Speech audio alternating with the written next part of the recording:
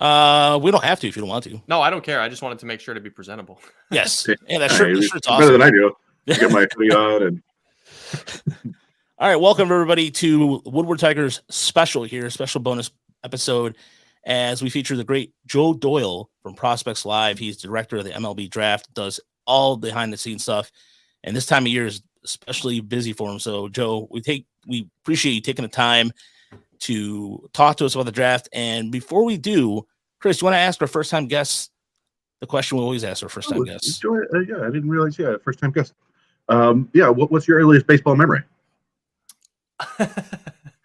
My earliest, I don't know how many people are going to resonate with this player, but I think it was 1994. I was 4 years old. I think it was 1994. Me and my family went down to Sunrise, Arizona, stayed and did the whole spring training thing. And I got Butch Henry's autograph.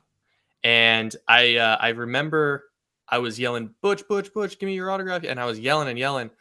And he said, Joe, or he said, kid, be patient, wait your turn. Everything's going to be okay.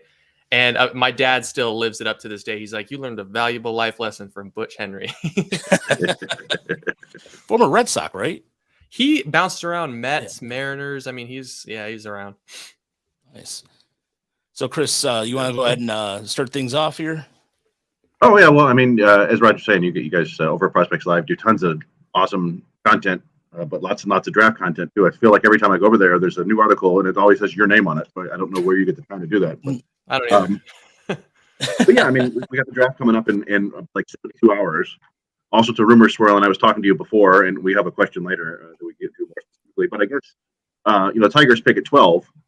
So to get there, we might want to start at the top, like kind of figure out, what the first 4 or 5 picks of the draft are going to look like, at least what you've been hearing so far. Yeah, so at the top, more and more, I am hearing that Baltimore is looking for a haircut. They're looking to get a little bit creative with their money. So I would say that the odds of it being Drew Jones are, if you were to do a percentage a week ago, I would have said 60%, 70%. Now I think it's probably down to 20 or 25% unless he moves. Hearing a lot of Termarr Johnson, hearing a lot of Brooks Lee. Cam Collier is kind of a dark horse sleeper at number 1.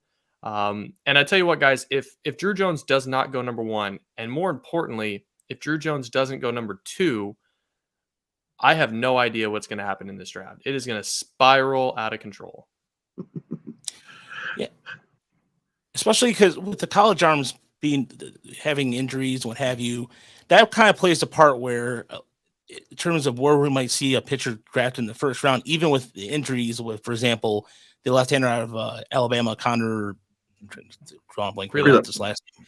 Phillip.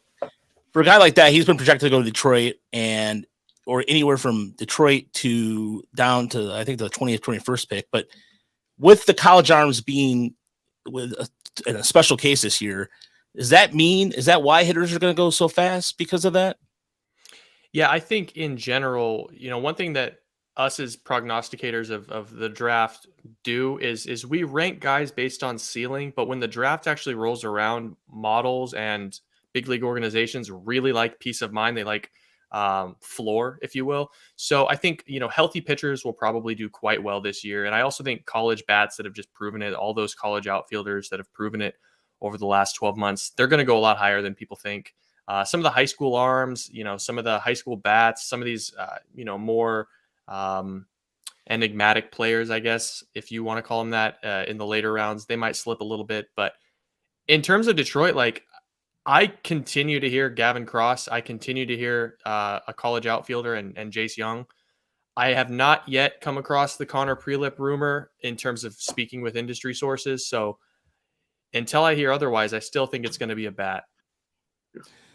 Thank God. I just say that because he's coming off Tommy John, and I think Tiger fans, I know this for a fact, and you witnessed it firsthand. You're like, whoa, wait, I'm just doing my job. Yeah, Tiger fans kind of react when you did the original mock or one of your mock drafts, and so look. And as far as bats go, I did a write up on Gavin Cross today out of Virginia Tech, and that's a left-handed bat that can play the corner outfield. He has played some center, and in terms of his improvement, his walks to strikeout ratio from last year to this year has been quite astonishing, and his work with the collegiate for the U.S. Baseball or U.S. national baseball team or collegiate team.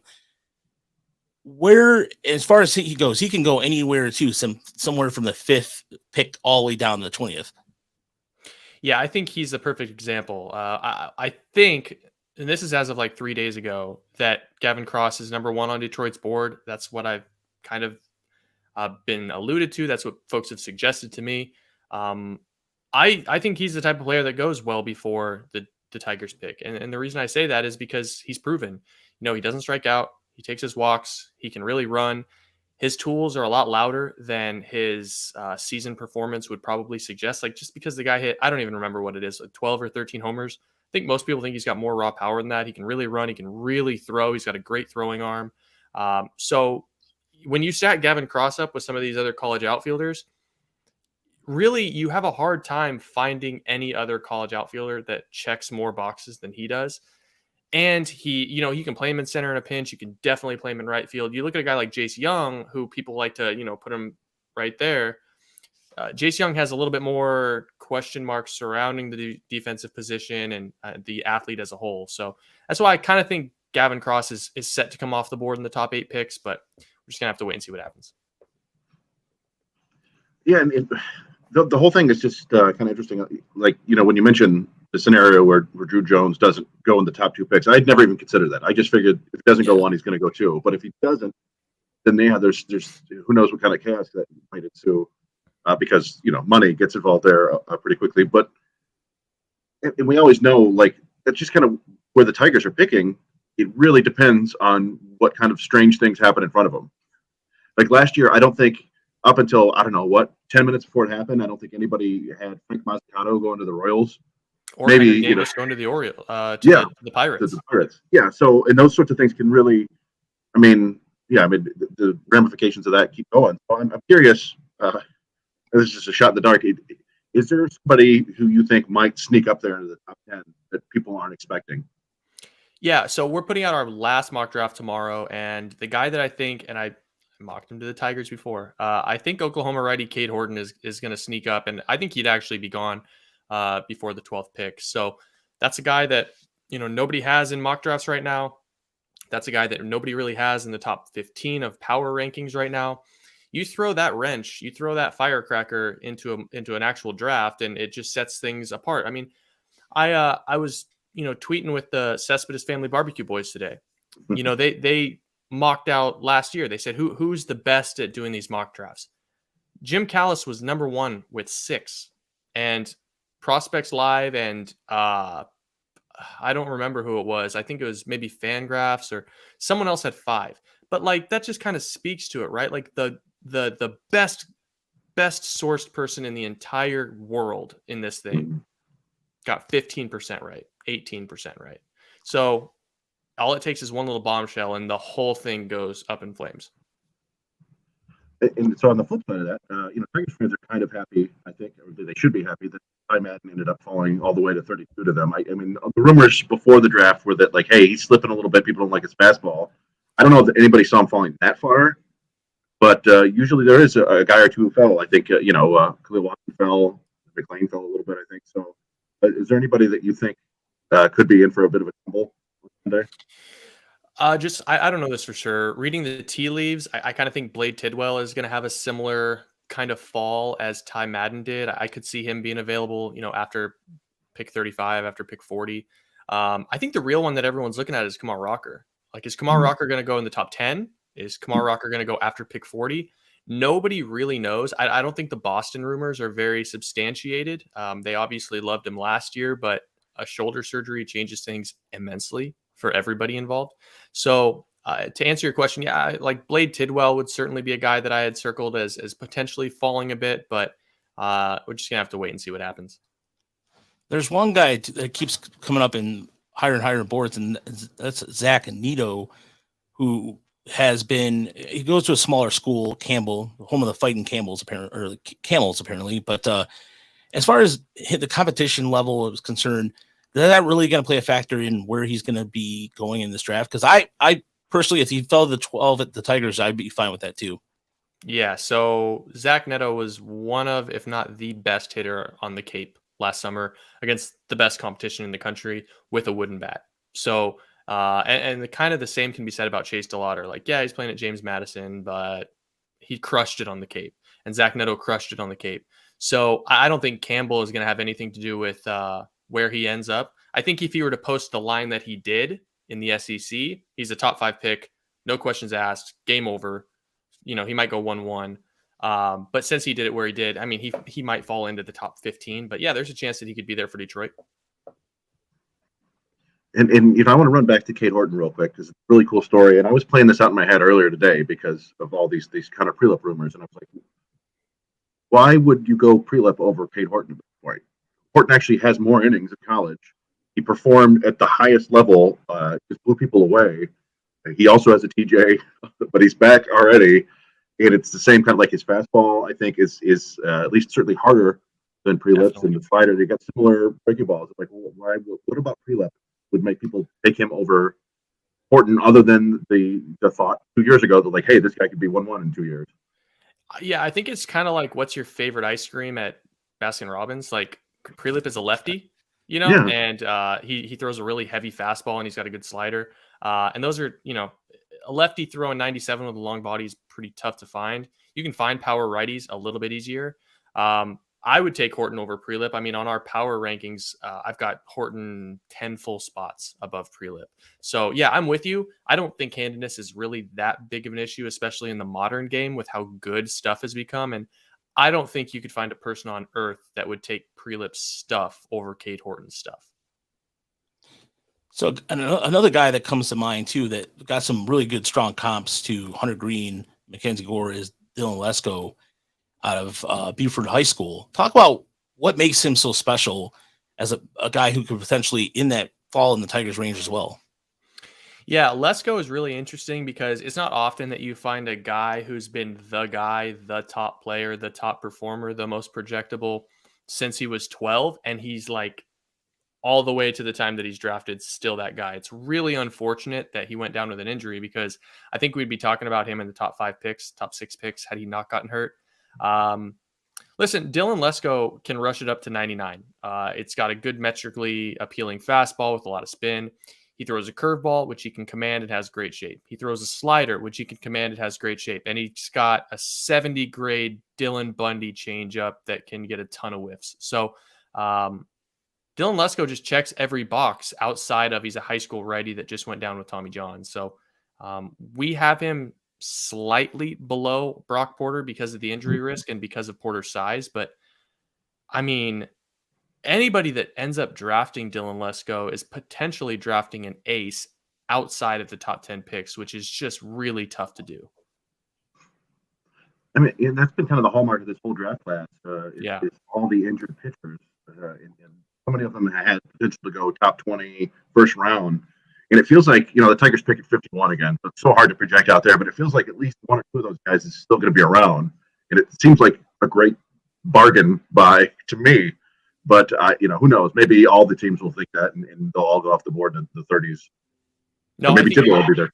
I think you're dead on. And I think Detroit's long history of taking big conference starting pitchers with their second and third round picks is going to come to fruition again this year. I mean, outside of them drafting a college pitcher with their first pick, which I don't expect them to do, I would expect that to be their second pick, no doubt. No, go ahead, Rush. No, go ahead. You're good. Oh, I was just going to say, I was perusing the Prospects Live. Was it top 600 right now? Top 600. And the only thing, and this is, everybody's list is different, but I saw a couple names that were a little bit lower than you see on like Pipeline or BA, and they were, Jett Williams and was it Chase Young? I've forgotten that. Screwing up his first name, the kid from Pennsylvania. Cole Young. Cole Young, sorry, yeah. So here's the thing on those two guys. We saw Cole Young 3 times this summer. We had a guy go out and watch him capture film, and we had guys at all the showcases watch him play. And at the end of the day, I like Cole Young as a player. I like Cole Young as a hitter, second baseman, as a Cody Clemens. If we're talking about Tigers players, so I don't think there's enough impact in the bat for him to ultimately be valued as a first round guy. Doesn't mean I don't like him. It just means I think there are better plays early in the draft. And in terms of Jett Williams, like Jett Williams quite a bit, actually. I love the type of player that he is. He's a really, gritty firecracker, top of the lineup spark plug. He can do a little bit of everything. I comp him to Kike Hernandez. He can play center field, shortstop, second base. He can play anywhere. Some things came out about his performance at the combine that pushed him down our board a little bit, but I still love the player and everything he provides on the field. Interesting. Another a lefty too that was the Tigers have some familiarity with East Carolina. They've been drafting quite a bit in the Carolina between Coastal and East Carolina and North Carolina. Is Carson Wisenhunt, the lefty who unfortunately got in trouble, suspended this year. But is that a guy who could be around pick 51? I think so.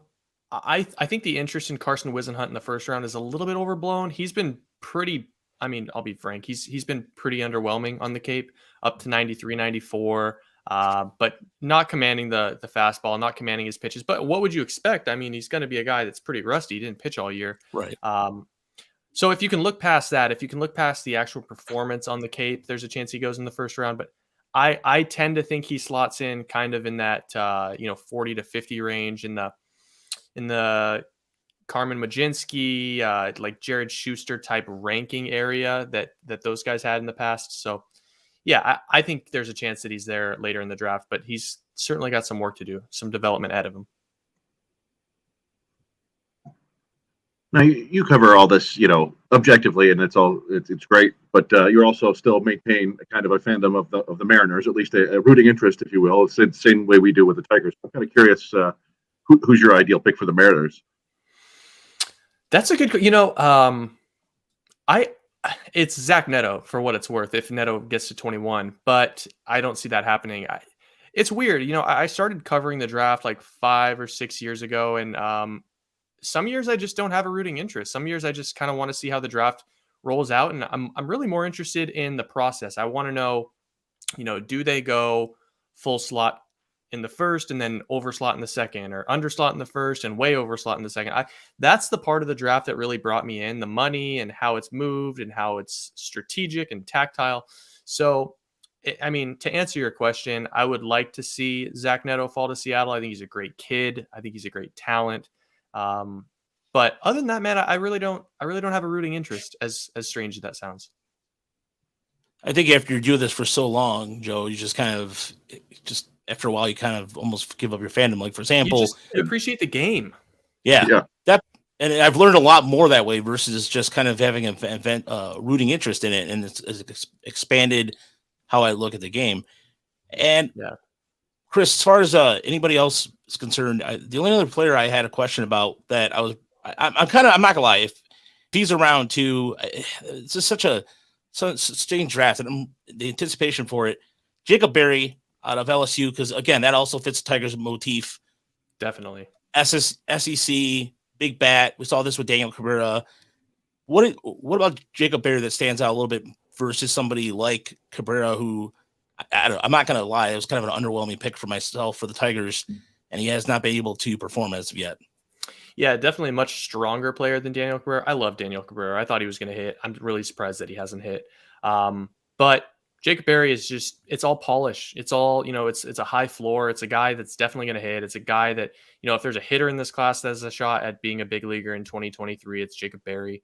I don't think that's going to happen, but listen, we're not as high on Berry as everyone else is. I think we've got him as kind of the 15th or 16th best prospect, and that's mostly because I think he's going to have a really hard time finding a defensive home, and I don't draft designated hitters, and you've already got Spencer Torkelson at first base, so I'd really be kind of, apprehensive on that. And Detroit's got a mammoth outfield, and so I would not want to put him out there either. But yeah, I think there's a lot of safety in Jacob Berry. I think he's a guy that's going to hit 275. He's going to hit 18 to 24 home runs.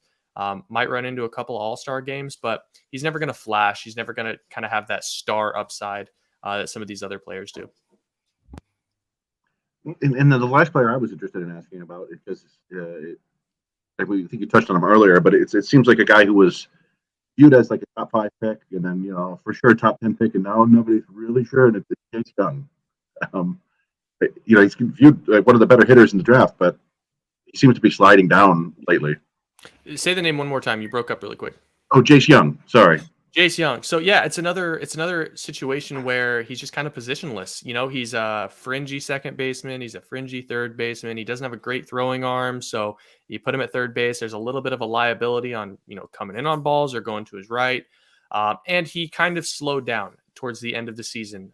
He didn't really carry his momentum through the end of the year. So the last 4 or 5 weeks of the season. So I think if you would have asked me in middle of May, it would have been like, all right, this guy's a surefire top 6, 7, 8 pick. And just with how he kind of, I guess, coasted to the end of the year, he's probably now like a top 15 guy. But again, kind of built in that same Jacob Berry archetype where he makes good swing decisions. He impacts the baseball. He's probably going to move pretty quick. It's just, we don't know where he's going to play. Has it kind of like, was it Euclid kind of swing to him with the way he grips the bat like that? It's a weird, he lays it back. It's not really, really high. It's like, it's at his shoulders and he like lays it back. I mean, it's almost like Eric Davis, but like out to the side. Or even like Mickey Telton. There you go. Yeah, there you like go. That. Except, yeah, that's just exactly. Very as soon as I saw it, but that. it's more upright though, comparatively speaking. But yeah, it is something that it looks like he gets a lot more barrel on the ball from what I can see. And so, yeah, I mean, this crazy thing is, I mean, he starts like here, and you'd think he has to get here to get coiled and wrapped, but he doesn't. He kind of gets here and his hands stay here. And so his path to the ball is actually much shorter than you would think. And that's kind of what allows him to put the ball in play with such consistency. Yeah, it's just his brother. I think his brother he has more power than his brother, right? Who was drafted by the Rangers, correct? Yeah, definitely. His brother's a better athlete. I think his brother's probably just an average third baseman, but his brother being drafted where he was and succeeding, I know he's been hurt like for the last 2 years, but his brother succeeding at the big league level has only helped Jace's profile because it's kind of one of those bloodlines things.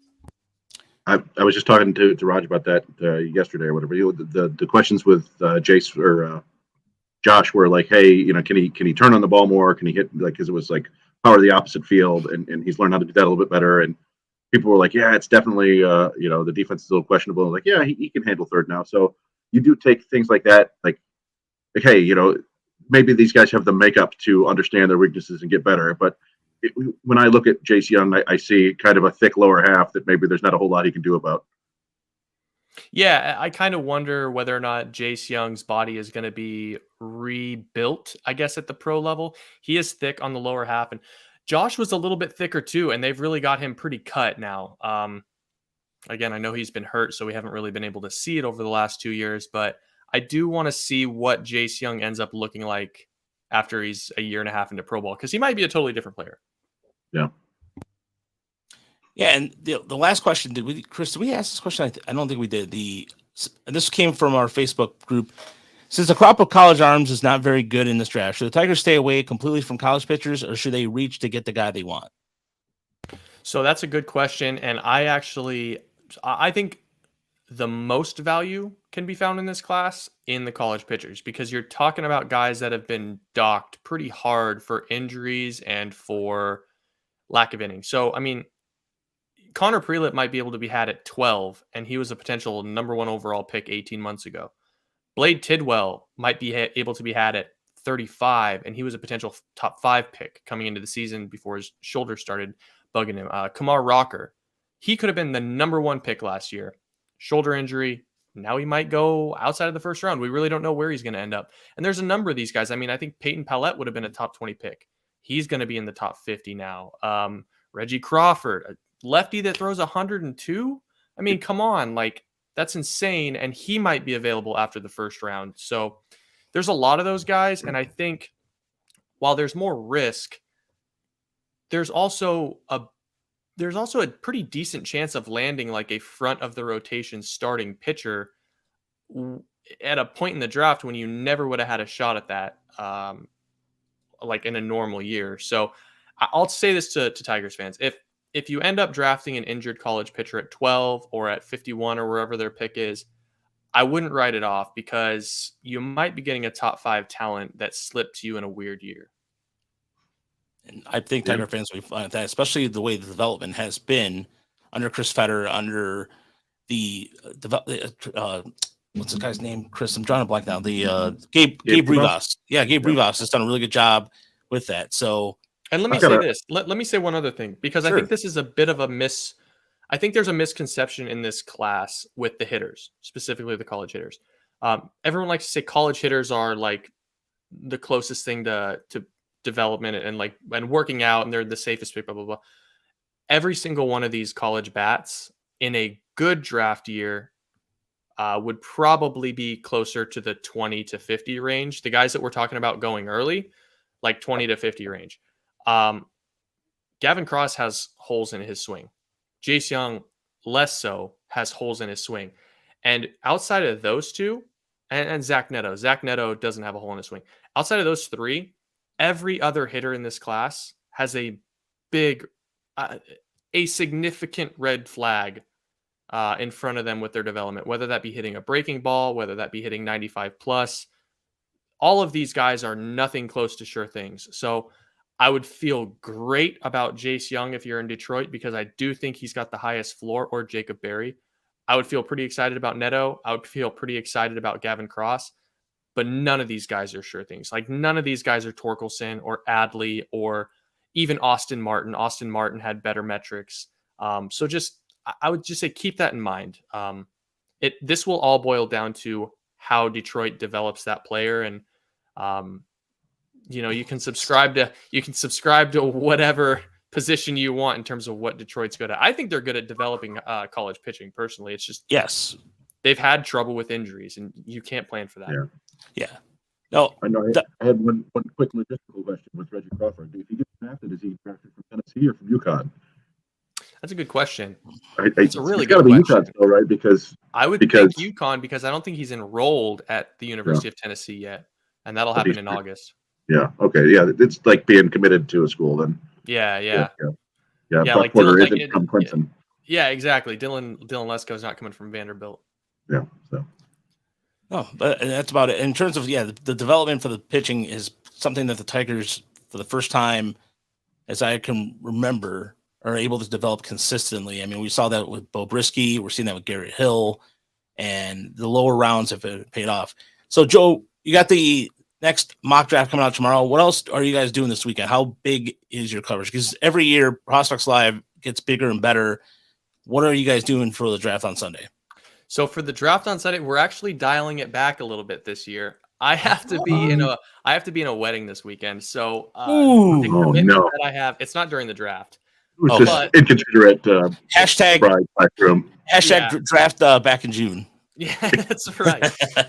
So we're going to do a Twitter Spaces. We're going to be able to answer everybody's questions and do live commentary on Twitter. But we won't be doing a live YouTube show like we did last year. That'll come back next year. But definitely keep your eyes out on Prospects Live for like week and a half immediately following up after that, because we're going to have so many videos and articles recapping the draft and winners and losers and best fits and all of these things. And so those will be coming out soon.